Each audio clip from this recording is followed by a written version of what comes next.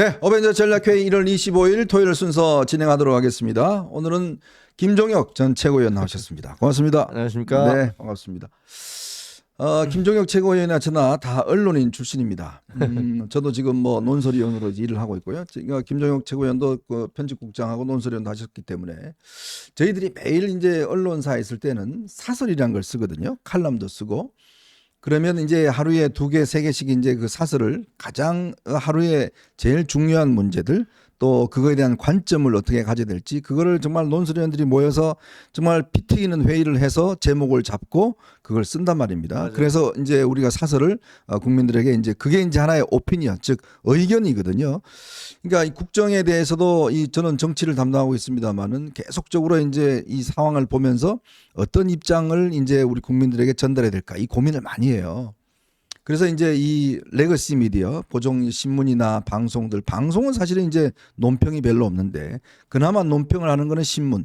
특히 미국 같은 경우는 뉴욕 타임즈나 워싱턴 포스트의 그 사설에 있는 게 칼럼이 굉장히 중요하지 않습니까? 그렇습니다. 참 그런데 이제 우리 윤석열 대통령이 그런 이야기를 했죠. 신문 보지 마라. 유튜브 보면 잘 정리돼 있다라고 하는데 살짝 그런 이야기가 있어요. 신문에 좀 사설만 봤어도 이 지경까지 되진 않았지 않은가. 이거에 대한 참 회한들이 언론인들 사이에서는 많습니다.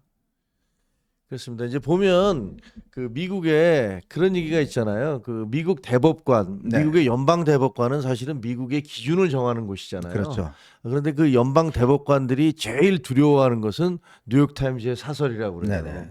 그리고 뉴욕 타임즈의 법조 기자가 과연 이 판결을 어떻게 쓰느냐 이런 것들에 대해서 항상 신경을 곤두세운다라는 얘기가 있을 정도로 네. 사실 언론과 정치라는 것은 뗄래야 뗄 수 없는 관계고 그리고 언론의 어떤 그런 건강한 비판이랄까 그것은 사법부도 마찬가지고 정치도 마찬가지고 대한민국 뿐만이 아니라 전 세계에서 모두 제대로 된 국가 시스템이 돌아가도록 만드는 그런 뭐랄까 촉매, 윤활유 이런 역할을 하고 있는 거죠. 네. 그런데 우리 대통령께서는 뭐 신문도 보지 마라. 뭐 그 언론 본인이 알고 있는 네. 그 의원들한테 그렇게 얘기했다는 거잖아요. 맞아요. 어떤 특정의 유튜브를 지정을 해서 그걸 보지 말이야. 왜 조중동 같은 뭐 언론을 보느냐. 방송도 보지 마라. 이렇게 얘기를 하셨다고 그러니까 사실은 좀 굉장히 좀 씁쓸하고 가슴 아픈 그런 대목이죠. 네. 우리 아이들한테는 과연 어떻게 될 것인가. 야 너희들 뭐 교과서 보지 말고 다른 거 다른 거 봐. 그냥 만화책만 봐. 쪽집게만 뭐 하라든지 뭐 그게 사실상 이제 인성이나 이런 것들 뭐 교육신에 참 중요합니다만은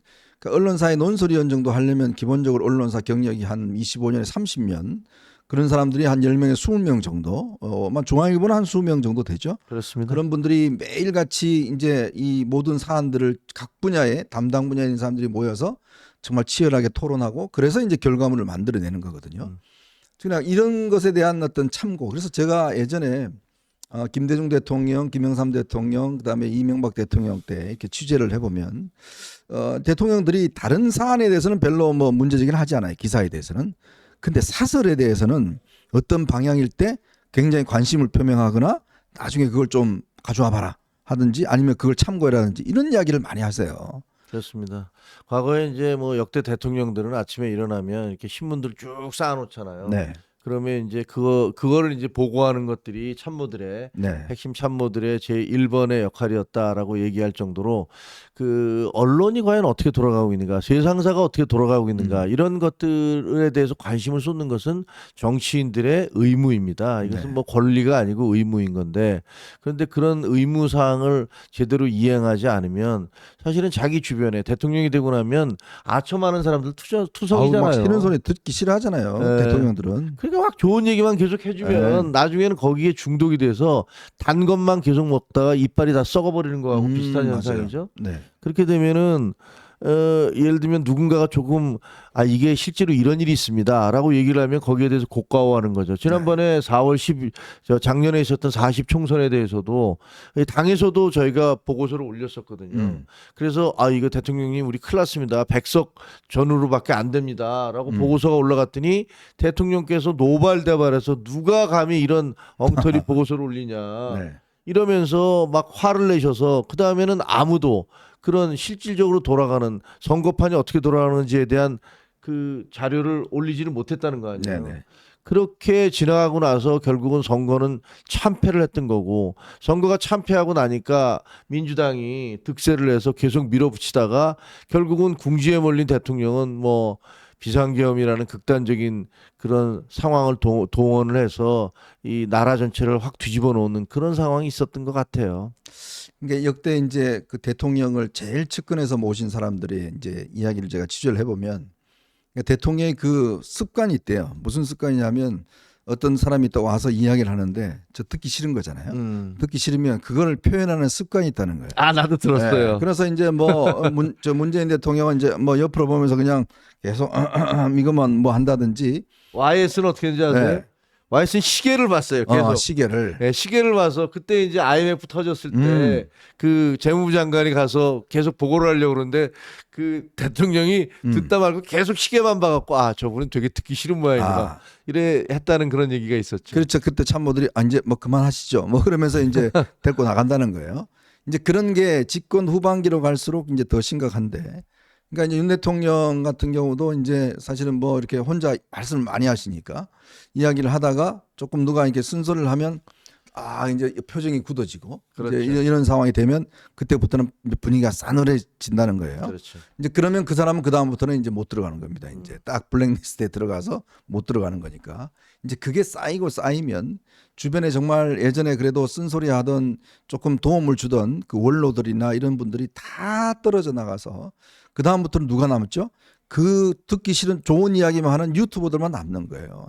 그게 결국 이제 이런 상황을 참 만들었다는 데서 참 너무 안타깝고 참 그것들이 저희들이 이렇게 쭉 눈으로 보면서 이 큰일 났다라는 생각들을 많이 해왔었습니다. 근데 이게 보면 세상사가요.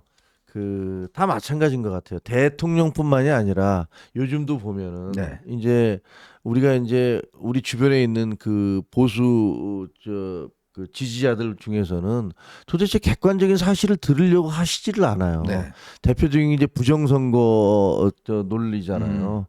부정선거 같은 경우는 논리적으로 이렇게 따져보면 설명을 드릴 수가 있는데 그런 부분들에 대해서 전혀 들으려고 하지를 않으시니까 그리고 본인이 갖고 있던 생각만 일방적으로 주장을 하시니까 차라리 잘 됐다는 생각도 드는 게 그동안은 이제 헌법재판소 뿐만이 선관위에서 부정선거 논란에 대해서 별로 그렇게 적극적인 대응을 하지 않았잖아요. 그렇죠. 그리고 우리 당에서도 별로 적극적인 대응을 하지 않았어요. 왜냐하면 우리가 진 선거에서 부정선거 때문에 졌다고 그러는데 솔직히 말씀드리면 그걸 우리가 나서서 막을 이유가 뭐가 있습니까? 과거에 민주당이 김어준이 무슨 그 K값 상수 때문에 자기들이 문재인이 박근혜에게 졌다라는 주장을 하면서 더 플랜이라는 다큐멘터리 영화까지 만들었을 때 민주당 한마디도 안 했거든요. 네. 그리고 우리는 막 그때 반발을 했지만 왜냐하면 민주당 입장에서는 자기들이 그 부정선거 때문에 졌다고 막 떠들어대 주니까 솔직히 그게 말 안 되는 걸 알고 있어도 본인들이 그렇게 얘기할 게 뭐 있어요. 가만히 있는 거죠.